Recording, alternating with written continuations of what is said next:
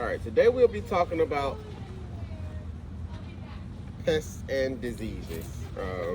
So basically, what is a pest? A pest is any living thing, plant, animal, microorganisms that is having a negative effect on human lives. So today we'll be talking about pests in gardens. And these pests can be anything from like unwanted weeds, that's a pest, fungi, nematodes, bacteria, viruses, mites, birds, rodents, deer, raccoon, even people can be pests at times. People, farmers spend thousands and thousands and thousands of dollars each year trying to get rid of pests. And when you're trying to figure out what pests you have to classify your pests. So one is the pest with vertebrates. So that's any rodent that has and not any rodent, any pest that has a backbone, which is birds, reptiles, mammals, raccoons, all of those. Those are your vertebrates, and your invertebrates are the ones that do not have a backbone. And that's your insects, your spiders, your ticks, your slugs, your snails, all of those things. And while classifying what type of pests they are, all of these different pests, they attack different parts of the plant. So they have different access points where they try to get their nutrients or where they feed off of. So your stem borers are your moths. Your root feeders are your beetle grubs and your yam beetles. Your leaf miners, your grasshopper, locust, beetle, caterpillar, hornworms. And then you have your shoot feeders, which is usually up around the leaves and all of that stuff. You have your aphids and you have your mealybugs, which is a big problem. Then you have your fruit seeds eater, like your fruit moths and your fruit flies. And all these are different pests, but they attack different areas of the plant. Like these, when you see aphids, you'll usually see aphids around where the leaves, end of the leaves, and the back of the plants. And if you're starting to see it around the front, that means it's pretty much an infestation. You need to pull that plant out. And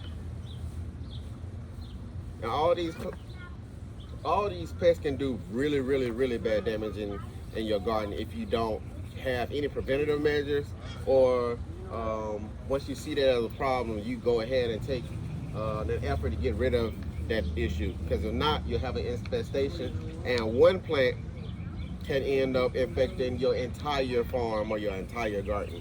So you want to make sure you use a preventative, and then if you aren't using preventative measure, you need to go ahead and just take action to make sure that you stop that pest issue right then. The next is diseases. What are diseases? A disease is an impairment of a normal state of a plant, interrupting modified and vital function. So if these plants you see around here, some of them may have, like that one right there, have powdery mildew on it. You can see that it's starting to curl up. Leaves, the big leaves right here, they're starting to curl up at the end. That's the sign of you need to do some measures to make sure that it doesn't affect the plants around it. And for diseases to become actual diseases, they need three things, and those three things are the pathogen, the environment, and the host. The pathogen, several types of organisms that cause the diseases, including the fungi, the bacteria, the nematodes, and more. These are the people that actually go and cause this whole thing. The host is the actual plant that become infected by the pathogen. Not all plants are infected by or succumb to the actual pathogen. And then you have your environment. Your environment is the environment around that pest to make sure, that disease, to ensure that it indeed can be the best disease that can and affect the plants. And like we said, we have many different types of the diseases around here. Like one right there, like I said, is a powdery mildew. We also have black spots, which you usually can see on like a misbelief tree right now, especially now where we have a lot of rain last night, and then we come and have a little bit of heat today. If those fruits are sitting on a leaf with a lot of water, they start to get those spots. Then you have blight, and then you have downy mildew, and all of these things can really affect your plant. So if you haven't, and you seeing these issues, like you said, you having problems with leaf miners. Yeah. So if you have these problems, the first thing you want to do is, before you do anything, you could think about, before you plant anything in your garden, you want to think about preventative measures. Since we know that we have a issue with leaf miners, we know that this has been an issue. We have to find things that is going to be either resilient to that, or we're going to have to do some things in our beds that's going to make it, the soil and everything around it, resilient to getting rid of those pests. So we'll try to find a resistant variety or something of the plant that you actually want. You can always do that. You also rotate your crops, intercrop. Intercropping many different crops to trick them in, or they can go somewhere else.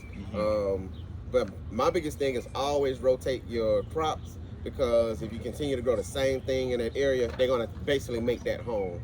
Or once you start switching things up, they're gonna like, oh, my main source of food isn't here anymore, so I need to go and find something else. Even in a small yard? Even in a small yard? Even in a small yard. Okay, yep. That's good. Yep, because that pest then probably bedded or just got so used to having that source of food right there. It don't have to go far, right? You know, so he's just going to continue to stay right there, because they know that you're going to plant the exact same thing back there again. So we want to switch it up, switch it with something totally different that's not even in the family of the plant that you just plant, and that way you can always keep some fresh. And the pests that usually sit up in their bed and try to bed in your garden bed, it'll try to distract it from doing that.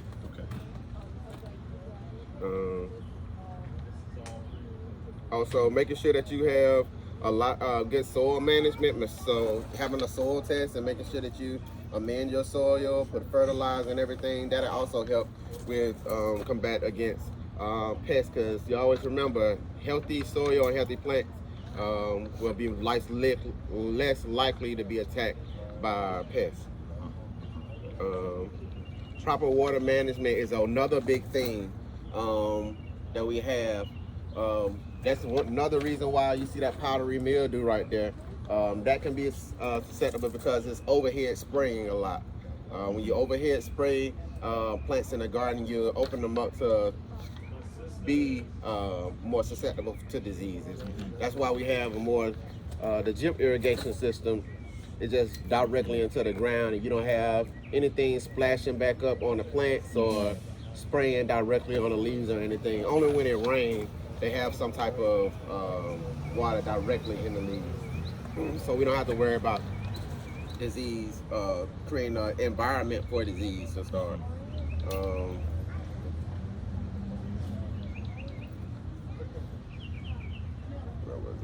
Proper water, conservation, promotion of natural enemies. Yes.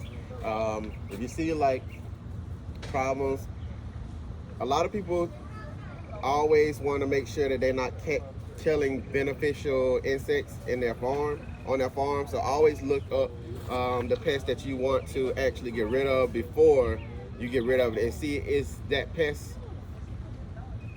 a pest you want on your farm playing that role? So you might have a lot of wasps on your farm, but you also have a lot of caterpillars. So that's a source of food for them. Are you going to allow them to eat the caterpillars, or are you going to just manually get rid of them, and then you're going to continue to have that wasp issue too? So they're going to also try to look for food too. They just eat on the caterpillars. Oh, but they don't like damage the plants. Nah. They're helpful. Yeah. So gotcha. So a lot of these can be trade-offs. You can be like, I don't want neither one of them. So I like the wasps. I have a lot of wasps right now. Um, Proper sanitation is another big thing because we don't really think about it, especially going to people farms and um, being on farms, going to different stores, like wearing your boots on your farm and then going directly to somebody else's farm. You may carry something over there and infect them. So making sure that you wash your tools off before bringing them back or letting somebody use them. All that stuff can introduce disease into your farm, and you don't. The smallest thing like that can like totally introduce that disease to your farm. So if you have any tools, make sure you wash them before bringing them to your farm and actually using them, because you just don't want to introduce stuff. Even like be telling people when they use like tillers and stuff, make sure you spray it down before you actually go into and put it on your farm. So because it may came from a farm that really didn't do a lot of cutting beforehand. So it may be some weed seeds up in there, and now those weed seeds are in the bottom of the tiller, and you introducing that into your farm too. So if all that heavy equipment, make sure you spray it down or sanitize it before you bring it on your farm, because it can introduce disease. Cover cropping is another big thing that with pests and disease. Cover cropping is going to give you, like I said, healthy plants, mean they're less susceptible to getting having pest and disease issue. So cover crops going to give you nutrients back into the soil once you terminate them. They can be, depending on the cover crop, can be used as a live mulch. That's what I was talking about, like with the clover. You can use that as a live mulch to walk on if you like in your pathways, or you can use this as a significant ground cover to make sure it covers evenly and less likely for weeds to come through. You also, depending on what you're going for, like I said, you can have more bulkier type cover crops that have more fibers in them, like your sun hemp or your sunflowers. Those you can plant them fairly closely together, and you still get a lot of organic matter. And that can be broken down. Like I said, it can be crimped, and it can be used as mulch also. You can plant directly into that. So once you push it down and let it decay, you just go in and plant directly into that. You don't just move the cover crop back, and you're good to go. So that's a great method that many people use, cover crops. And you can use sunflower or clover. Sunflower, clover, all those are pretty good. And does the clover, what is, I think I heard you say clover is like a nitrogen fixer? Yes. Or? Clover, all the legumes. Where would I get clover seeds? Jefferson Feed or? Yeah, you can get it from like the feed store, red clover, white clover. A lot of them you will see in like the hunting areas. So you see with a large deer on the front of it. They just use that to plant in deer fields and stuff like that. So I think the last one back that we got, it had a big deer on it, but it's just regular clover that you plant out. And then trap plants. So another thing, a lot of people can put like different plants around, like trap plants to put around the borders and different things, so the pests can attack those and not their actual plants. I know a lot of people do it in Alabama. They plant peppers around the border of their gardens to try to like distract the deer or try to get rid of the deer from out of there. But I only seen it work a couple of times. But that's mostly for animals, not for like bugs. Not for really like a lot of bugs, like a lot of people may use like marigolds and stuff like that and incorporate it into it for like pest and disease management, more flowers and stuff. But I seen them using the trap plants more for animals and rodents and stuff like that. Then you have your physical or mechanical is level 2, which is another thing, which is mulching. It's a great way to break down on your pests. Like I said, a lot of the weeds that we have, we want to keep them suppressed because that's going to heavily affect the productivity of our cash crops. So if we mulch, that just lessen the chance that we have a lot more competition around our cash crop.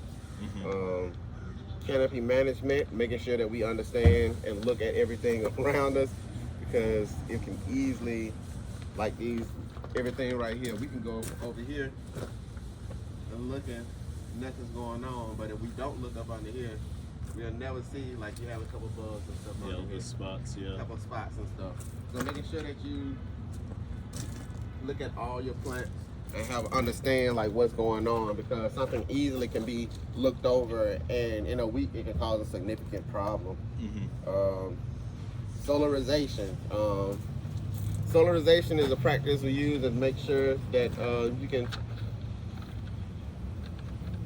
terminate weeds in a bed. It's used by heavy plastic, clear plastic that you put down, and you seal it off and then let the heat break down and get to those weeds, and then you pull it off and those weeds won't grow back. But that process can be, depending on the heat and everything, it can, sometimes it may do more harm than good if you're just not doing it right. So people, when I tell people solarize, make sure you keeping an eye on it and have someone that's done it before with you, and just don't do it your first time on your own, because it can definitely lead to some issues. Because you also are depriving your beneficial bacteria and stuff of that same oxygen and stuff as you do the weeds and things. So, and mass trapping. So your light traps, your yellow traps, your pheromone traps, your fruit bags, so your bags that's hanging for flies, or your fruit traps that you see sometimes in greenhouses and stuff. Even you see them in tunnel houses. It's these little yellow cards that they may put at the bottom of the rows and stuff. That's just to get those gnats and flies and all of that stuff. And they don't have to go far to get it. Next is biological control, and this is your last step. This is level 3. This is you done rotated, you done cover crop, you done pull the bugs physically off, you done make sure everything is looking good, you done went from spraying with an overhead, you done got drip irrigation, you done made all of these adjustments, but the pest problem is still there. Then we have biological control, so we'll start going to our insecticide. So one is BT, and this is used to control caterpillars, armyworms, tomato loopers, and bollworms, and also help control mosquitoes and black flies. You can also use this. I just lost train of thought. I thought I said beetles. Yeah. The next one is neem oil. I feel like these is one of those things that each farm, just a garden need. It's like one of those, it's almost like if you want to have a shovel, a hoe, a stirrup hoe, you need neem oil. It's just one of those things. And these help with array of pests, so aphids, the loopers, all of those, they will help with this. And so there's no neem oil in the preventive section, though. It's only once there's a pest present. Yeah, pretty much. Because you done did all of those things. You're trying not to spray anything. Right. But if you have to, that'll just be your last resort. This is spray the neem oil and stuff. That's just like the pyrethrum and pyrethrin. Last result, and you do not want to spray those until you do not want to spray those it's early morning or late in the evening, because if you do, they'll kill beneficial insects and everything. So so your bees, all of those, it'll be very, very harmful to those. So you want to make sure that you stay away from those things until they're your last result. So BT, your neem oil would be definitely a big help. If you have things like ants, the problem with ant beds, I always use instant grits. It's a great way. Just go in, stick a hole, and just pour the instant grits down in there, and sprinkle a little bit on top. That way, they'll eat it in about a week or so. That everything will be good. And you just go and knock everything down and replant. For the most part, yeah. Instant grits. Instant grits. And they eat them, or they? Yeah. So what they do is they eat them, and they pretty much choke them because once they eat the instant grits, they just swell up. The water, yeah. Yeah. Oh, interesting. Yeah. Huh. Put that one on the. Yeah. There's a trick. We always have boxes of instant grits. So that's one of the things that I always look at when I go into the store. And I'm like, oh, they got a sale. Let me go on and get a couple boxes for this year. And you know, if you get the little variety pack, it's gonna last you a year or so. So if you get a couple, you're not worried about them going bad or expiring because they specifically for this reason, you know. Yeah. And unless you have a huge ant problem, then that box should do you well.